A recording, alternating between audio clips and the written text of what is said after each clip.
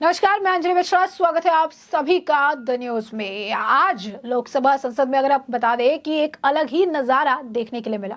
एक तरफ जहां ओम बिरला के फिर से लोकसभा स्पीकर बनने पर विपक्ष ने उनका स्वागत किया, साथ ही निष्कासन के मामलों को लेकर ताने कसे, तो वहीं दूसरी तरफ आपको बता दें कि लोकसभा में आपातकाल पर प्रस्ताव पास किया गया, जिसके बाद इस मामले को लेकर ओम बिरला ने विपक्ष यानी कांग्रेस पर जमकर निशाना साधा, 2 मिनट का मौन भी रखवाया। और अब ओम बिरला के इससे आप कह सकते हैं कि एक्शन से विपक्ष को तो बड़ा झटका लगा ही, दूसरी तरफ प्रधानमंत्री नरेंद्र मोदी ने जो है लोकसभा स्पीकर की तारीफ भी की है।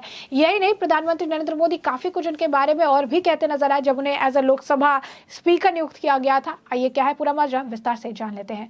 तो आपको बता दें कि एक तरफ ओम बिरला फिर से लोकसभा स्पीकर बने पर विपक्ष ने उनका स्वागत किया, साथ ही निष्कासन के मामलों को लेकर ताने कसे, तो वहीं कुछ देर में गेम एकदम से पलट गया।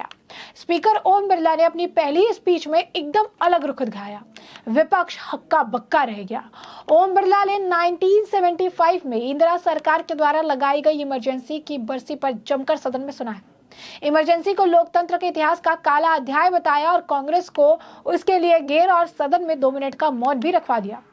आज लोकसभा में आपातकाल पर पेश किए गए प्रस्ताव पर लोकसभा अध्यक्ष ओम बिरला ने कहा, यह सदन 1975 में देश में आपातकाल लगाने के निर्णय की कड़े शब्दों में निंदा करता है। इसके साथ ही हम उन सभी लोगों की संकल्प शक्ति की सराहना करते हैं जिन्होंने इमरजेंसी का पुरजोर विरोध किया, अभूतपूर्व संघर्ष किया और भारत के लोकतंत्र की रक्षा का दायित्व निभाया। कांग्रेस सरकार द्वारा किए गए संशोधनों का लक्ष्य था कि सारी शक्तियां एक व्यक्ति के पास आ जाए, न्यायपालिका पर नियंत्रण हो और संविधान के मूल सिद्धांत खत्म किए जा सके। ऐसा करके नागरिकों के अधिकार का दमन किया गया, लोकतंत्र के सिद्धांतों पर आघात किया गया।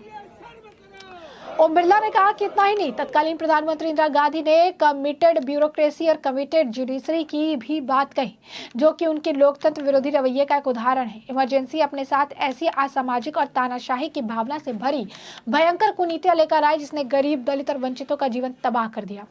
लोकसभा अध्यक्ष ओम बिरला ने कहा कि इमरजेंसी के दौरान लोगों को कांग्रेस सरकार द्वारा जबरन थोपी गई अनिवार्य नसबंदी का, शहरों में अतिक्रमण घटना हटाने के नाम पर की गई मनमानी और सरकार की कुनीतियों का प्रहार झेलना पड़ा। ये सदन उन सभी लोगों के प्रति संवेदना जताना चाहता है। ओम बिरला कहते नजर आए कि 1975 से 1977 का वो कालखंड अपने आप एक ऐसा कालखंड है जो हमें संविधान के सिद्धांत, संघीय ढांचे और न्यायिक स्वतंत्रता के महत्व की याद दिलाता है। ये कालखंड हमें याद दिलाता है कि कैसे उस समय इन सभी पर हमला किया गया और क्यों इनकी रक्षा आवश्यक है। लोकसभा अध्यक्ष ओम बिरला ने कहा कि जब हम आपातकाल के 50वें वर्ष में प्रवेश कर रहे हैं, ये 18वीं लोकसभा बाबा साहब अम्बेडकर द्वारा निर्मित संविधान को बनाए रखने, उनकी रक्षा करने और इसे सुरक्षित रहने की अपनी प्रतिबद्धता दोहराती है। ओम बिरला आगे कहते नजर आए कि 1975 में आज ही के दिन तब की कैबिनेट ने इमरजेंसी का पोस्ट फैक्टो रेटिफिकेशन किया था। तानाशाही और असंवैधानिक निर्णय पर मुहर लगाई थी। इसीलिए अपनी संसदीय प्रणाली और अनगिनत बलिदानों के बाद मिली इस दूसरी आजादी के प्रति अपनी प्रतिबद्धता को दोहराने के लिए आज ये प्रस्ताव पास किया जाना आवश्यक है। हम ये भी मानते हैं कि हमारी युवा पीढ़ी को लोकतंत्र के इस काले अध्याय के बारे में जरूर जानना चाहिए। लोकसभा अध्यक्ष ओम बिरला ने कहा कि इमरजेंसी ने भारत के कितने ही नागरिकों का जीवन तबाह कर दिया, कितने ही लोगों की मृत्यु हो गई। इमरजेंसी के उस काले कालखंड में कांग्रेस की तानाशाह सरकार के हाथ अपनी जान गंवाने वाले भारत के ऐसे कर्तव्यनिष्ठ और देश के प्रेम करने वाले नागरिकों की स्मृति में हम 2 मिनट का मौन रखते हैं।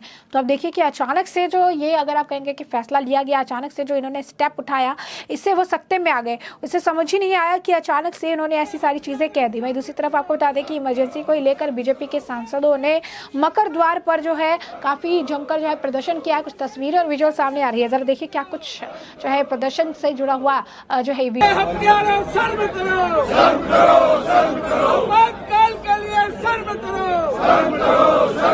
इमरजेंसी के लिए शर्म करो, शर्म करो, शर्म करो। आपातकाल के लिए माफी मांगो, माफी मांगो, माफी मांगो। आपातकाल के लिए माफी मांगो, माफी मांगो, माफी मांगो। आपातकाल के लिए माफी मांगो, माफी मांगो, माफी मांगो। इमरजेंसी के लिए शर्म करो, शर्म करो, शर्म करो।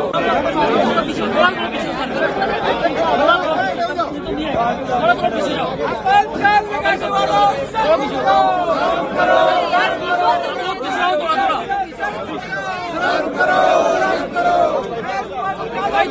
सारे लोग प्लीज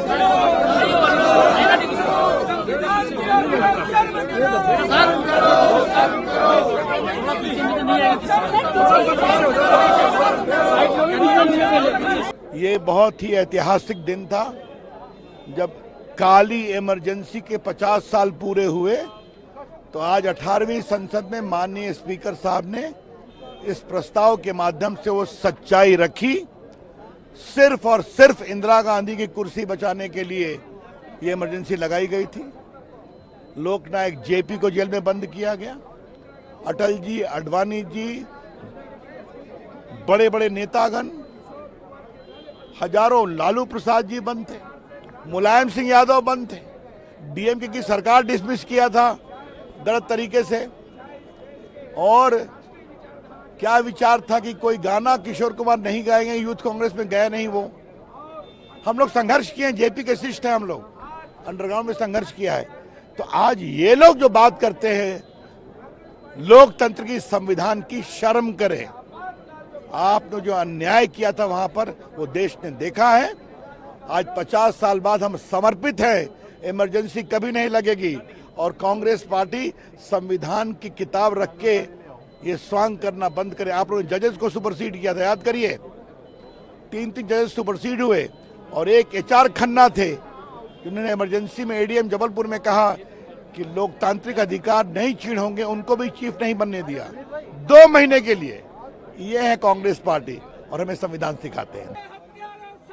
तो जैसा कि आप देख रहे हैं किस तरीके से जो है प्रदर्शन देखने को मिला। एक तरफ इमरजेंसी को लेकर जमकर प्रदर्शन, दूसरी तरफ लोकसभा के स्पीकर ओम बिरला ने इमरजेंसी पर अपनी दो टूक बात कही। तो वहीं ओम बिरला द्वारा कहे गए बात पर प्रधानमंत्री नरेंद्र मोदी ने ट्वीट कर रिएक्शन किया है। उन्होंने एक्स पर पोस्ट किया कि मुझे खुशी है कि माननीय अध्यक्ष जी ने आपातकाल की कड़ी निंदा की, इस दौरान की गई ज्यादतियों को उजागर किया और यह भी बताया कि किस तरह से लोकतंत्र का गला घोटा गया।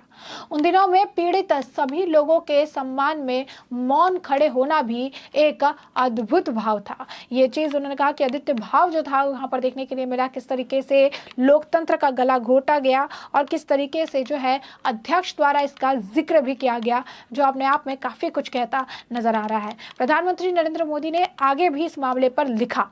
उन्होंने आगे लिखा कि आपातकाल 50 साल पहले लगाया गया था, लेकिन आज के युवाओं के लिए इसके बारे में जानना महत्वपूर्ण है, क्योंकि यह इस बात का एक उपयुक्त उदाहरण है कि जब संविधान को रौंदा जाता है, जो है जनमत को दबाया जाता है और संस्थाओं को नष्ट किया जाता है, तो क्या होता है। आपातकाल के दौरान की घटनाओं ने एक तानाशाही का उदाहरण दिया था। तो ये बात प्रधानमंत्री नरेंद्र मोदी कहते नजर आए। यही नहीं, आपको बता दें कि प्रधानमंत्री नरेंद्र मोदी ने ओम बिरला की भी काफी जमकर तारीफ की। जैसे ही उन्हें स्पीकर पद पर बिठाया गया तो पीएम मोदी ने ओम बिरला की तारीफ करके उनकी मुस्कान की जो है तारीफ की और उनके कहा कि उनकी मुस्कान से बड़ा ही सुकून मिलता है, उनकी जो मुस्कुराहट है उनसे काफी ज्यादा जो है सुकून मिलता है और यही कारण है कि इन्हें जब भी देखो तो अच्छा लगता है। उन्होंने कहा कि दूसरी बार 5 साल का जिनका एक्सपीरियंस है ये काफ़ी ज़्यादा काम जो है करने वाला है, काफ़ी ज़्यादा जो है लोगों के लिए ये उपयोग में आने वाला है। उन्होंने कहा कि दूसरी बार लोकसभा स्पीकर का पद संभालना अपने आप में ही रिकॉर्ड है।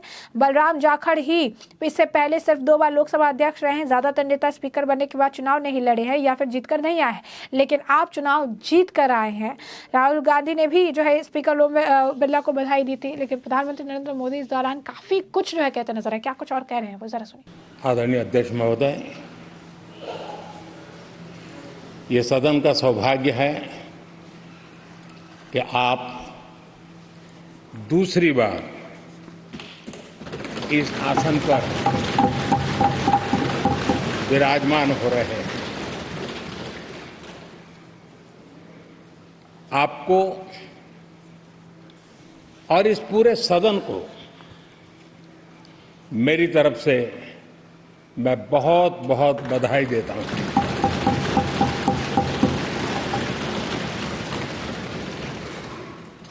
आदरणीय अध्यक्ष जी,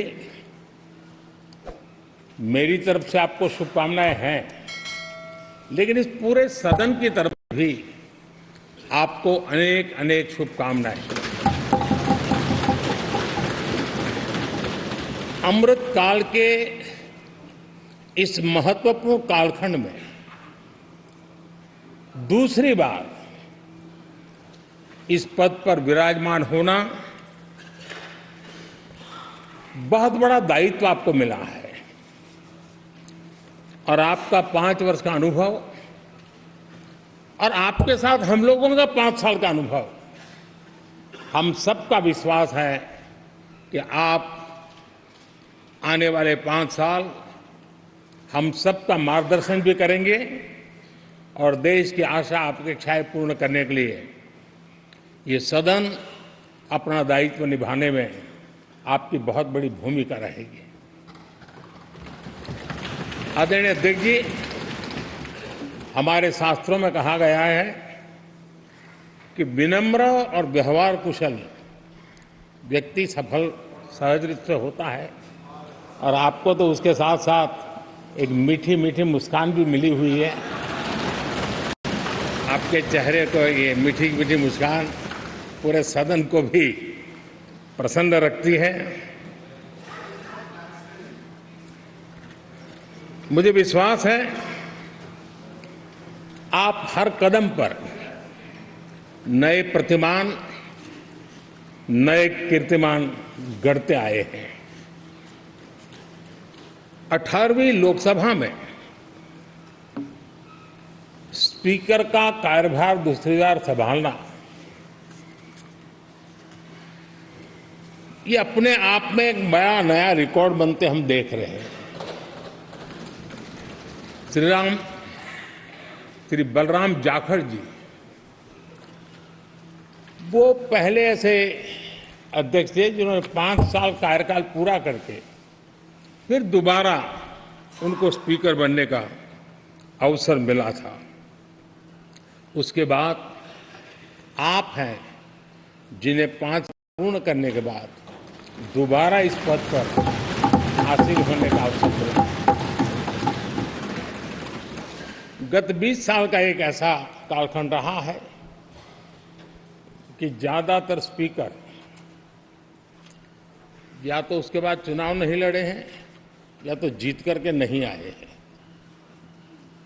आप समझ सकते हैं कि स्पीकर का काम कितना कठिन है कि उसके लिए दोबारा जीतना मुश्किल हो जाता है, लेकिन आप जीत करके आए हैं, इसके लिए एक नया इतिहास आपने गढ़ा। आदरणीय अध्यक्ष जी, इस सदन में ज्यादातर हमारे सभी माननीय सांसद आपसे परिचित हैं, आपके जीवन से भी परिचित है और पिछली बार मैंने इस सदन में आपके संबंध में काफी कुछ बातें रखी भी थी और मैं आज उसको दोहराना नहीं चाहता हूं, लेकिन मैं एक सांसद के रूप में और हम सभी सांसद के रूप में आप जिस प्रकार से एक सांसद के नाते काम करते हैं ये भी जानने योग्य है। और बहुत तो जैसे कि आपने प्रधानमंत्री नरेंद्र मोदी को भी सुना, तो ऐसे में हमने आपको जो पूरा मामला है ये बड़े विस्तार से बताया कि पूरा मामला क्या है और इस मामले पर अब आपकी भी जो राय हो कमेंट सेक्शन में कमेंट करके जरूर से जरूर साझा करिएगा। धन्यवाद।